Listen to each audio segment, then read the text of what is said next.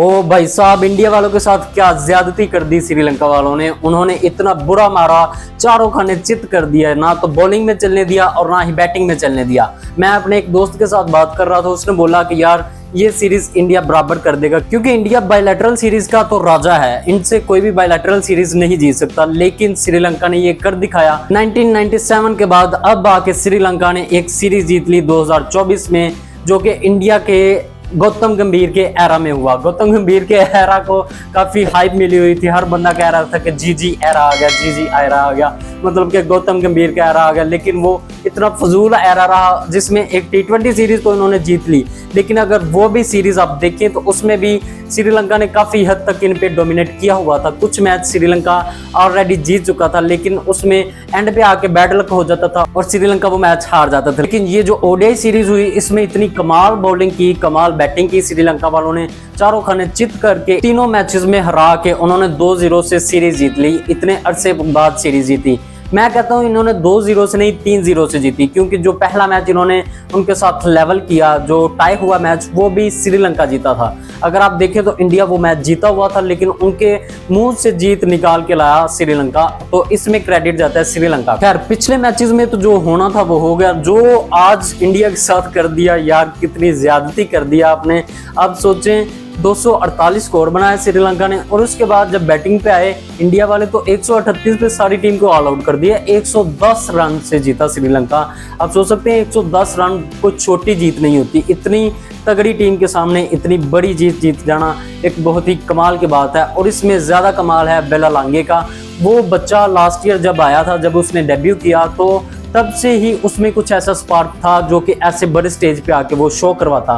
तो उसने शो करवाया, और उसने क्या तगड़ी बॉलिंग की और तगड़ी ही बैटिंग की। पूरी की पूरी सीरीज में उसने कमाल खेला। पिछले दो मैचेस में आप देखें, उसने आखिरी एंड पे आके 40-45 स्कोर कर दिए, जो कि श्रीलंका को काफी ऊपर ले गया। उन 40-45 स्कोर की वजह से एक मैच उन्होंने टाई किया और दूसरा मैच इंडिया से जीत लिया। और पूरी सीरीज में अच्छा परफॉर्म करने की वजह से बेला लांगे को मैन ऑफ द सीरीज भी मिला, जो कि ये बंदा डिजर्व करता था। और इसके अलावा प्लेयर ऑफ द मैच मिला। इस दफा उनका एक प्लेयर था जिसने जो सेंचुरी के बिल्कुल पास गया हुआ था, 96 स्कोर कर दिया उसने। अविष्का फर्नांडोस का नाम है। उसने 96 स्कोर किया और 102 गेंदों पे। आखिरी ओवर में उसने ठीक ठाक फेंटा लगाया सिराज को, लेकिन वो फिर भी ना अपनी सेंचुरी पे पहुंच सका। 2-3 चौके छक्के लगाए, उसने पूरी कोशिश की, लेकिन वो रह गया। वो डिजर्व करता था सेंचुरी को, लेकिन ना हो सकी। खैर, उसने एक अच्छी नहीं खेली और उसको प्लेयर ऑफ द मैच मिला। और उसके अलावा दूसरी तरफ 5 विकेट्स ली बेला लांगे ने। उसने विराट कोहली को आउट किया, उसके अलावा पिछले 4-5 प्लेयर्स को आउट किया। और इंडियन टीम को यार मुझे समझ नहीं आई। इंडिया की बैटिंग आई, रोहित शर्मा खेल रहा है, उसने अच्छा खेला। वो जैसे पहले 2-3 मैचेस में इंटेंट के साथ खेला, वैसे ही वो इस मैच में भी खेला। उसने 30-35 स्कोर किया 14-15 गेंदों पे। वो कमाल इनिंग खेल के वो चला गया। लेकिन दूसरी जो टीम है, उसने इतनी फजूल बैटिंग की। विराट कोहली आए, उसने 20 स्कोर किया कोई 18 गेंदों पे, और उसके बाद वो भी आउट हो गए।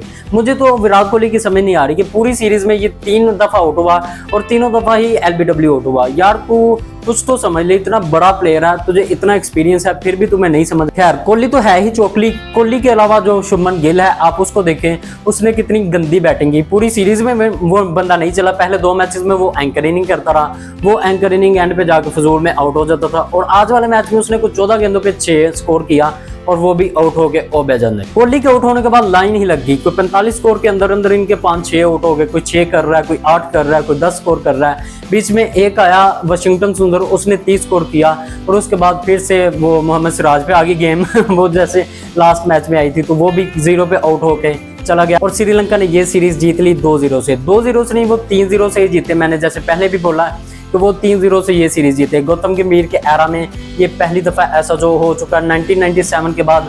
अब आके श्रीलंका ने 2024 में उनसे एक सीरीज जीत ली, ODI सीरीज। खैर, पूरी की पूरी सीरीज में श्रीलंका ने डोमिनेट किया। आप ये नहीं कह सकते कि किसी एक मैच में किया, किसी दूसरे में नहीं किया। अगर पहला मैच देखें तो उसमें भी श्रीलंका जीता हुआ था। दूसरा मैच देखें, उसमें भी उन्होंने ठीक ठाक डोमिनेट करके मैच जीत लिया। और ये तीसरा मैच तो उन्होंने तबाह ही कर दिया इंडियन टीम को। अब देखिए, 110 स्कोर से हरा दिया। 110 स्कोर बहुत बड़ी जीत होती है इतनी बड़ी टीम के सामने, जो कि बायलैटरल सीरीज का राजा हो। जिनके सामने बायलैटरल सीरीज ऐसे मलाई हो, उनको ऐसे ही हरा दिया। श्रीलंका में जाके श्रीलंका को हराना बहुत ही बड़ी बात होती है, जो कि ना कर सका इंडियन टीम, जो कि इनसे एक्सपेक्टेड नहीं था। सब बंदे एक्सपेक्ट कर रहे थे कि इंडियन टीम बड़े स्कूल से ये सीरीज जीत जाएगी और स्पेशली जो गौतम गंभीर का एरा शुरू हुआ है जिसमें वो काफ़ी एग्रेसिव हेड कोच है, तो वो इंडियन टीम को भी एग्रेसिव कर लेगा। वो नई नई चीज़ें ट्राई कर रहा था, प्लेयर्स को कह रहा था कि तुम बॉलिंग करवाओ और बॉलर्स को कह रहा था कि तुम बैटिंग। खैर भाई, श्रीलंकन टीम डिजर्विंग थी, उन्होंने ये सीरीज डिजर्व करते थे, वो जीत गए। उन्होंने कमाल बॉलिंग करवाई, कमाल बैटिंग करवाई और अच्छी फील्डिंग भी की। आप देखिए इस मैच में भी फील्डिंग अच्छी थी उनकी, उसके अलावा उनकी स्पिन अटैक ही यार बहुत तगड़ा। श्रीलंका में जाके ऐसे स्पिन अटैक के सामने खेलना, अब देखिए विराट कोहली जैसे बैट्समैन से नहीं खेला गया। 3 मैच खेले उसने, तीनों में LBW आउट हुआ, सेम उसी जगह पे जाके वो LBW आउट होता रहा। यार मुझे ये नहीं समझ आती, जहाँ रोहित शर्मा खेल रहा है वहाँ ये बंदे क्यों नहीं खेल सकते।